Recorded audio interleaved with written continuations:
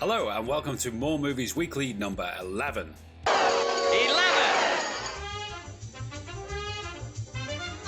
If you're joining us for the first time, welcome to the podcast. If you are a returning viewer, well, welcome back. Sure is nice to have you with us. My name's Greg Fisher. This legend next to me is David Roberts. How's it going, Dave? I'm well, sir. I'm well. How are you? I'm all right, thanks. Enjoying the summer weather here in the UK at the moment. Yeah, it's been pretty good, hasn't it? Roasting outside. Yeah, it never lasts long, so, enjoy it while you can. But been watching plenty of movies this week, so let's get straight into the show and start talking about them. What do you say? Sounds good. Sounds good. Action! So this week, David and I have been watching a classic from 1991 called Thelma and Louise. It was directed by Ridley Scott. It stars Geena Davis and Susan Sarandon in the lead roles. Kind of a major film of the 90s, really. I hadn't seen it, ever, and I watched it this week. Bit of a classic film, loved by many, hated by few. What do you think of it, Dave?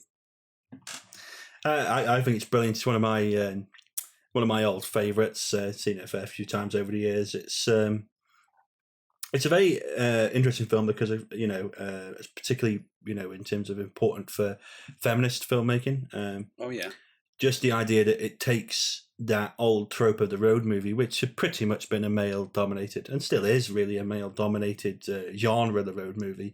But it's, two female leads, strong female leads. Absolutely. And subverts the whole expectation of it. And it's a great film. It's fun, but also, of course, quite sad and poignant as well at the same time. It's, all the best movies are. That's it, yeah. A mixed bag of emotions, a roller coaster, if you will.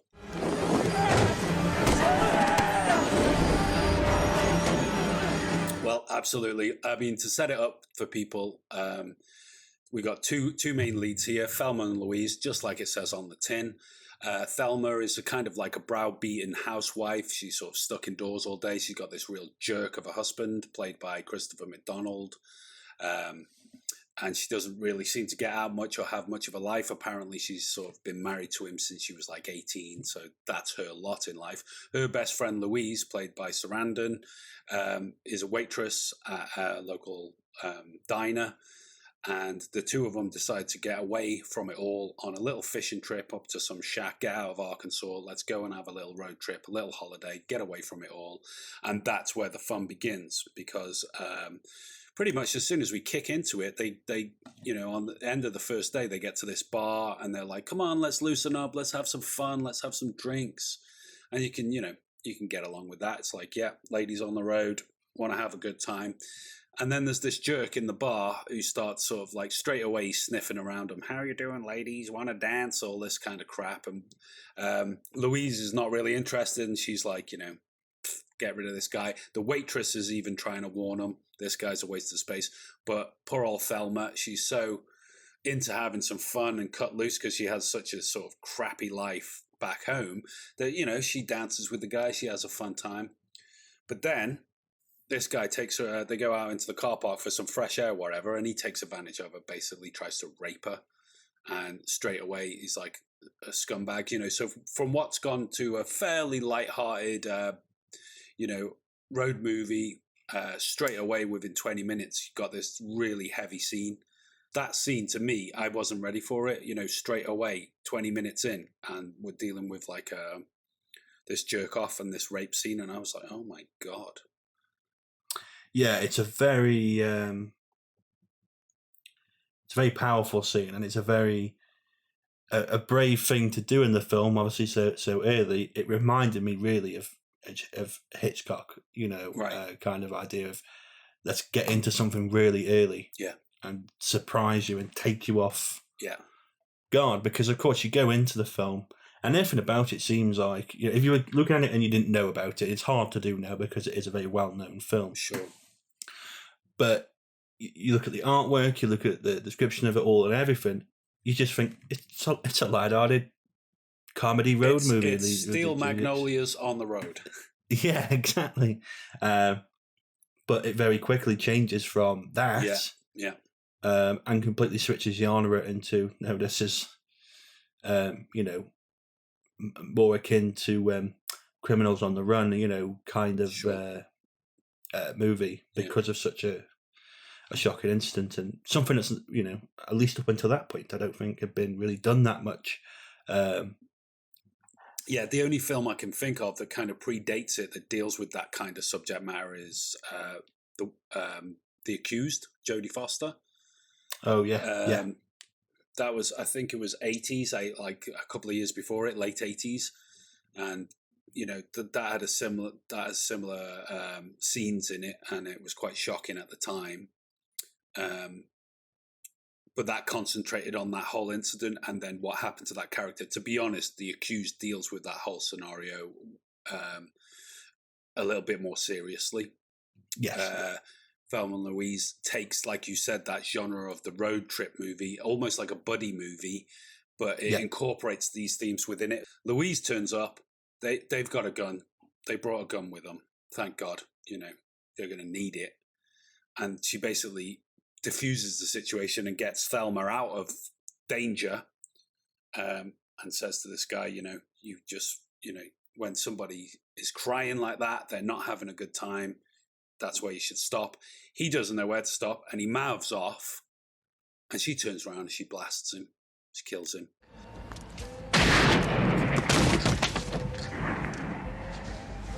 Now, at this point in the film, when this happened, I was glad she did that. I don't want to feel like that about people, I don't want people to get killed and die, but this guy is such a scumbag, That's the thing. She turns around and you're like, yeah, shoot him in the balls, shoot him in the face, do whatever you got to do. It's that cathartic violence, isn't it? Of, well, actually, this guy's such a twat, such a scumbag. You're happy that the violence on screen is being perpetrated, and that's the intrigue for the rest of the movie, because of course now they're on the run for committing a crime.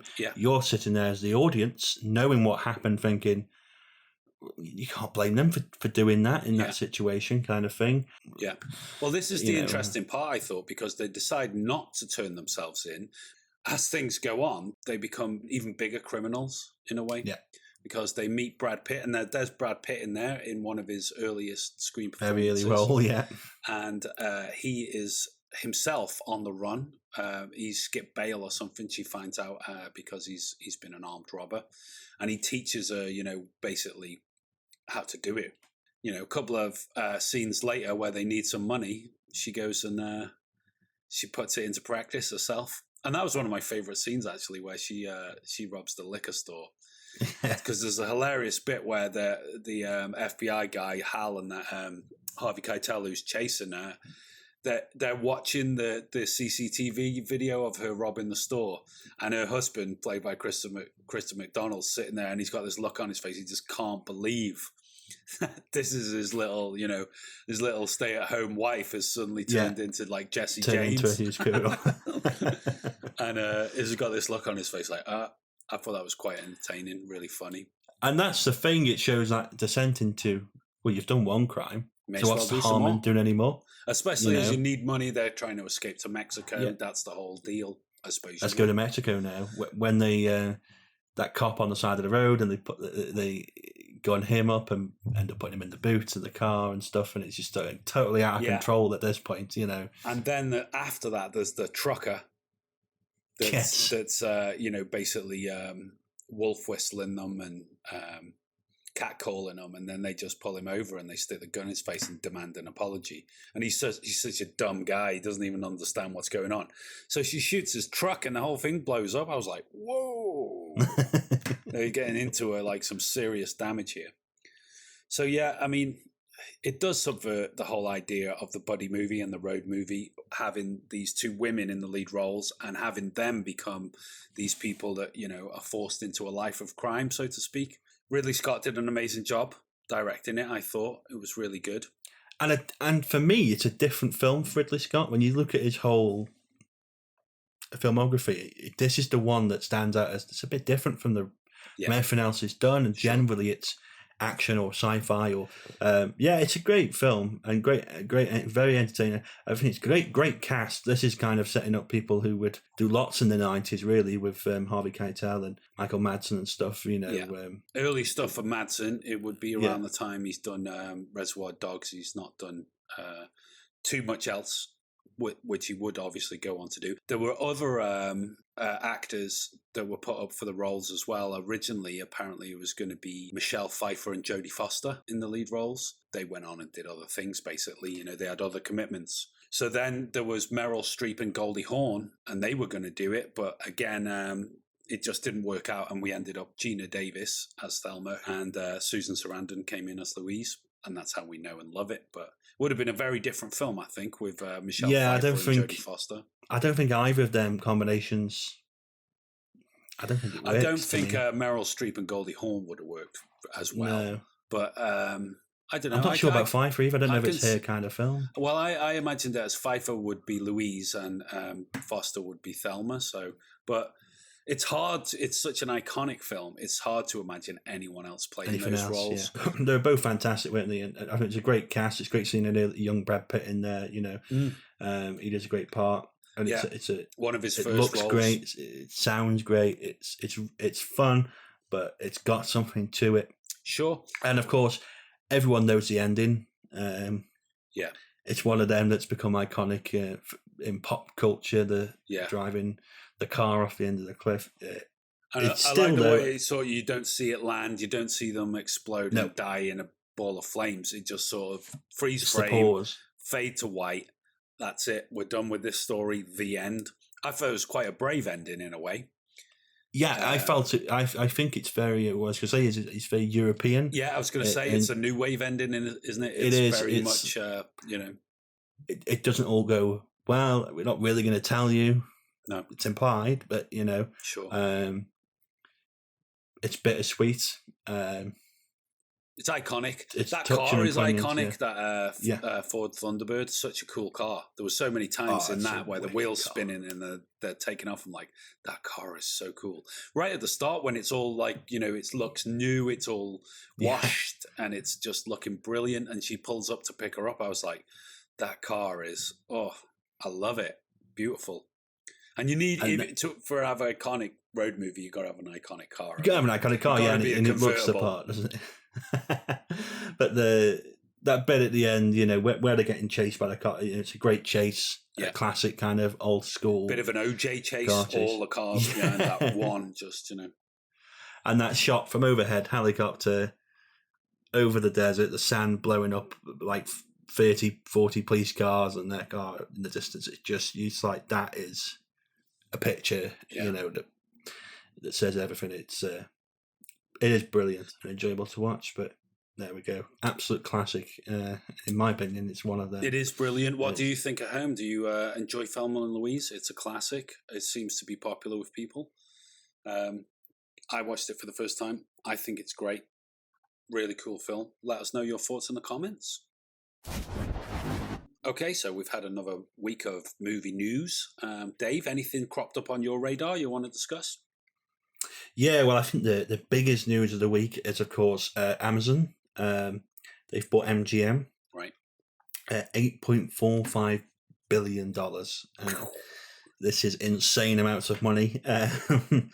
I don't think any media property has been bought for that much money before. How much did they sell Star Wars for, Lucasfilm, to Disney? That's an interesting question. Was that $3 billion? That was $4.05 billion, so $4 billion. So half the amount that they bought MGM for. I mean, even maybe MGM's a bigger catalogue. I think so. I think it must be. I mean, it's not just Bond, is it? There's all sorts of properties there. They've got some big IPs in there. They got the James Bond, of course. They got Rocky. Yeah, James Bond is clearly the biggest catalyst for it, and that's been the big question mark over it in terms of what's going to happen to Bond then. It certainly guarantees its future because they will continue to put it out. Previously James Bond has had a history of problems with production and financing and stuff. Yeah. They have committed to say, the producers of James Bond have committed saying Bond will still go out with the pictures. Yeah, theatrical. It's not going to be theatrical release. only on Prime, which is good to hear. But It does raise the flagpole of Prime, because they're now going to have they already had a great catalogue anyway, actually, but now they've got this whole MGM catalogue, so it does give them a big stake in the ground to go, we're competing with Netflix and Disney, really, isn't it? Because Disney's got so many other properties like Lucasfilm and stuff and Marvel. Disney have launched, Disney have got their catalogue, and obviously they bought Lucasfilm and Marvel, and they've got Fox, so they've got their own property IPs anyway, which they've pushed forward on theirs. Paramount have just come out with theirs, so they're clearly putting their stake in the ground. Netflix have kind of created their own content over the last 10 years because they were first to the boot. Sure, yeah. Prime was really the one sitting there. They've done a few things, but they haven't really had big name franchises sitting there behind them. This does give them that. Yeah. What they do with it is, of course, up to them. Well, this is the thing. Some people talking about the fact that, will Bond just eventually end up, VOD, watching it at home, streaming it. Also, whether it will involve any spin-off kind of material. Because I was reading also about it that even though they own the Bond films and stuff like that, they don't own entirely the rights to the character. It's a bit more complicated and messy, so it's probably less likely in that way that we'll see any kind of spin-offs like, a Moneypenny mini-series or something like that, or, whatever they attempted to do. But, yeah. Interestingly, though, I read something the other day, and I can't remember the cinema off the top of my head now. There was talks of Amazon buying a cinema chain. It's just, to me, it doesn't really matter to me because it's the big boys just swapping the chips around. Oh, gambling with this. I'll have that. You have this. We'll keep that. We'll do this. Whether that affects our actual consumption of movies in the way we consume them now. There is the concerns about how many of these streaming services are turning up. Yeah. We're having a lot of You've got to subscribe to all of them then. Well, this is the problem, that the whole thing was that, say in the UK here, if you wanted to watch everything, you'd have to go and get Sky or something. Yeah. And you'd pay for all the packages. It'd be £100 a month or something, for everything. Netflix came along and changed that in terms of you can watch loads of stuff and it's just £7 or £8 or whatever it was originally. Yeah. Now there's Netflix, there's Disney, there's Paramount Plus, there's BritBox, there's Prime, there's like 5 or 6 already. Mm. There's more coming, we know of. They're coming to get you, Barbara. So it ends up at going, hold on a second, we're paying for 10 services, £10 each. It's the same money we were paying for Sky back before this whole thing, Sure, yeah. And it just becomes concerning because no one's going to buy all of them. No. So then that splits the market of who's watching. What? Yeah, interesting. And obviously the biggest concern for people like us is what effect it does have on theatrical releases for franchises like Bond. But like you said, Barbara Broccoli and stuff has said, no, we're committed to keeping it as a theatrical release. Also, it's Daniel Craig's last Bond film. So that's another part of it. It's like, what happens to Bond after this? Because to me, that happens every few years with Bond. Every time they get a new Bond, or it's happened in the last few times because Craig said he's not going to come back to the role, and it's like, well, what's the future of Bond? Are we going to get questions like, are we going to get a female Bond, or like I've just mentioned, is Bond suddenly going to become a mini series or a TV show? And who knows? I mean, because that's what's kind of happened with Star Wars now that they've gone over to Disney. It's almost like the more successful Star Wars properties are the ones that have become like little television shows, like The Mandalorian. Obviously, we've got The Bad Batch and stuff like that at the moment. And to an extent, that's happening with Marvel as well, because we've seen it with WandaVision and The Falcon and the Winter Soldier. It's interesting. It's interesting how it's changing. Yeah, it's the blurring of what content. Well, it's now content. It's not TV. It's not film. It's content, and it's interesting how everything's blurring about a bit, and it becomes. Yeah. It's evolving. It certainly is evolving.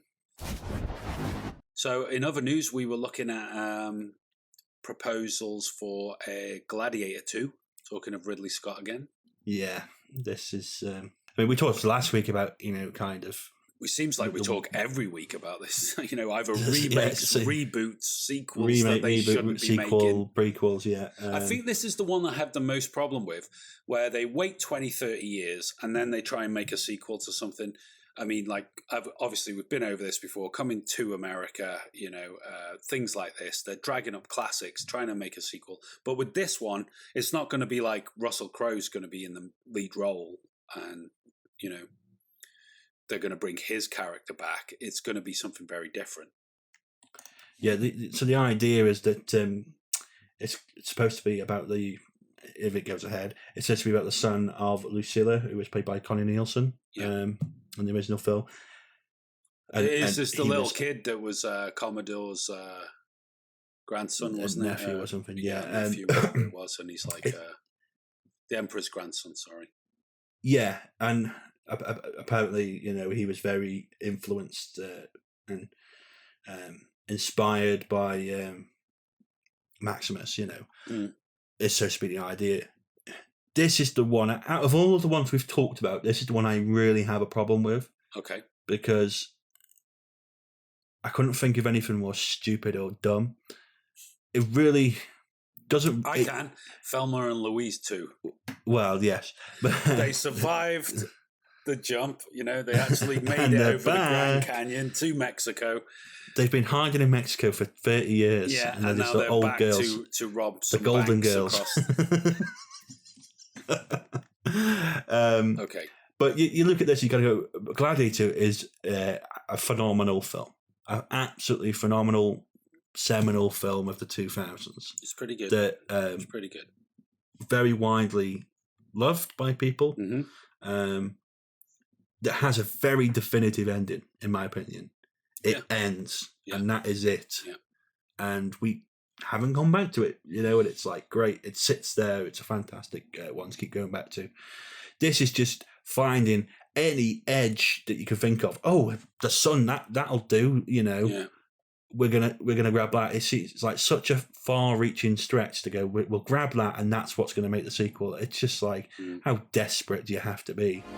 And I will have my vengeance in this life or the next.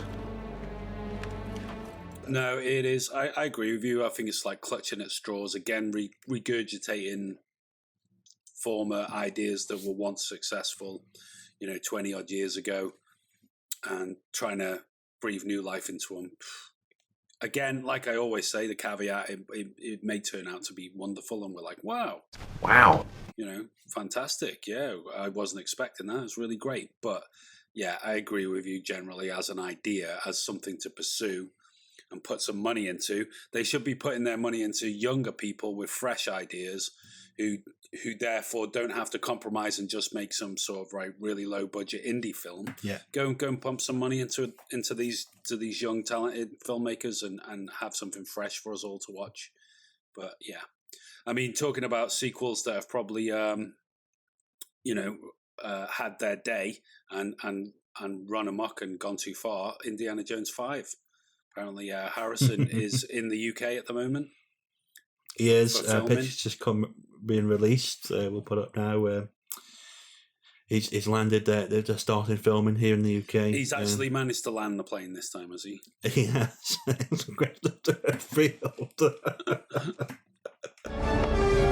didn't know you could fly a plane. Why, yes. Land? No.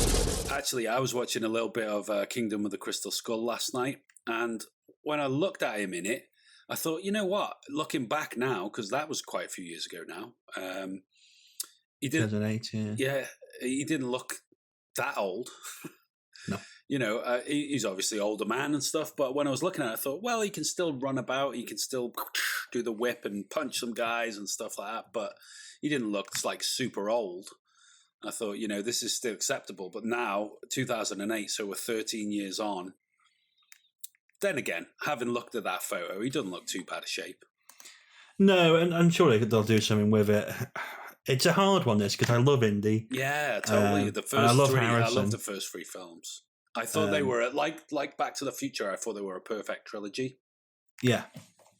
I don't mind the fourth one. No, it's the okay. ending of it. It's the whole interdimensional beings thing, the George Lucas element that was kind of sucked. I said, George, I love you. That's the best news you've ever given me. He said, yeah, they're not aliens. They're kind of extra dimensional. I said, what? He said, ever. But that's some good stuff in there. I mean, but I just don't see what they're going to do with this fifth one. I don't get it, because it's like, to me, if you wanted to do something with Indy, do a prequel, like they did with Young Indiana Jones, which is actually quite fun. Mm. Maybe do something when he's in his 20s or something, just after that. Fresh actor. Just go and do that instead, and there's plenty of stuff to do then you could play around with. I wouldn't keep tracking it out now, because it's just a bit. Don't pass on the torch to someone else. Don't have a son or anything. That's crap. Yeah. No one really cares about that. Just if you want to do something, do that. Don't call me Junior. Yeah, and another thing that's just come out this week, and we talk about sequels and spin-offs and stuff, and this one's another one which I'm finding a bit bizarre. Todd Phillips is apparently working on writing a sequel to Joker. Oh, Joaquin Phoenix. To be honest, I've said it before, if they do it so that it's going to tie in with the Pattinson Batman, I'm all for it. Because I thought he was great as the Joker, and it would be nice to sort of bring those two together at some point. Yes. I don't know if it would work necessarily. It's because it's a very different style. Again, like you said but about maybe Gladiator, that was a great standalone film.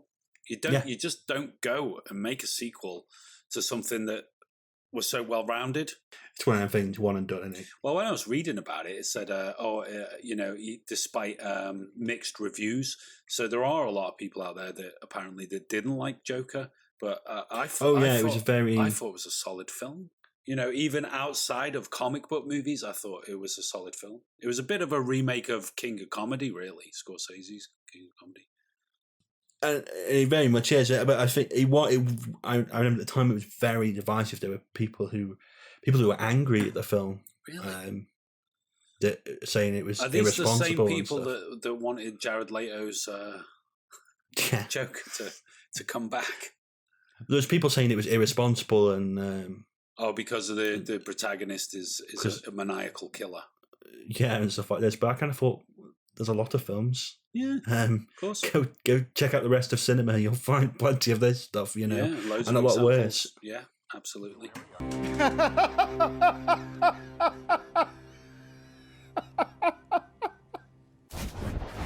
So, as usual, this week we've been putting lots of stuff out on our website, moremovies.co.uk. Go and check it out, and where you'll find such things as This Week in Film History post, which we put out every week. And it looks back into the past with dates from this week in terms of births, deaths, releases, events in the movie industry. We've also got our reaction to the Eternals trailer, has just gone up on YouTube. So you can check that out on our YouTube channel, link in the description below. Talking of Thelma and Louise, we also got our top 5 Ridley Scott films. I can let you know that Thelma and Louise is one of them, but you're going to go and have to check out the article to see what the other 4 we shortlisted are. Absolutely. And we've got a review up for Those Who Wish Me Dead, a film and find from yourself there, Greg. That's right. That's up on the website and the YouTube channel. Angelina Jolie's latest effort. So check out that video to see what my thoughts were on that little movie. Of course, come and join us on social media at More Movies For You, unless you're on Facebook, which is just at More Movies For You too. Let's have a look at the tweet of the week, which this week is by Larry Karajewski, who found himself outside of Barbara Stanwyck's house from Double Indemnity, which is one of our favourite film noir films, is it not? It is a great film and great house, iconic. It is, isn't it? At least such to a us cool fans. place, and if you look at those photos as well, it's hardly changed. That's Such so classic cool. kind of protected Hollywood Hills houses, aren't they? That from the early 20th century. They look great though.